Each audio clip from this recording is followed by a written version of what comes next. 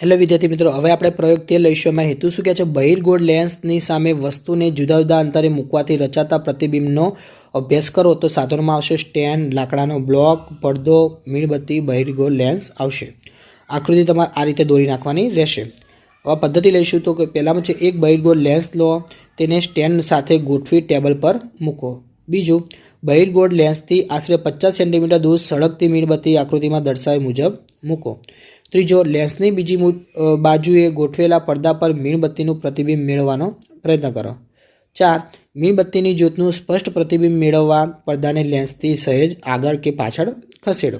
5. हवे लेन्सथी मीणबत्तीने 40 centimetre, 30 centimetre, 20 centimetre, 10 centimetre दूर राखी प्रत्येक वखते પડદા पर प्रतिबिंब मेळवो के लेन्समां प्रतिबिंब जुओ। अवलोकन आवशे तो तेने आपजो। अवलोकनमां वस्तु करता नानू के मोटू तो कि 50 सेंटीमीटर में आवशे। कोष्टक में लखवानुं छे तो वस्तु करता नानू, उल्टू और वास्तविक मळशे। 40 सेंटीमीटर में एकलू नानू, उल्टू और वास्तविक। 30 में नानू, उल्टू और वास्तविक। 20 में आवशे नानू, उल्टू और वास्तविक। 10 में आवशे मोटू, चत्तू और आभासी।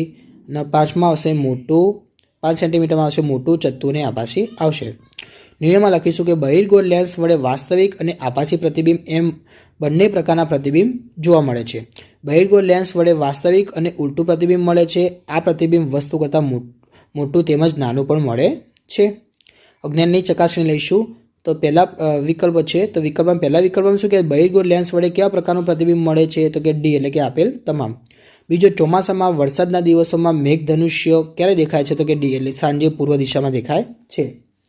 तीजो, सूर्यप्रकाश 7 रंगों बनेलो छे एवी जानकारी सौप्रथम क्या वैज्ञानिके आपी? तो कि एडिसने आपी।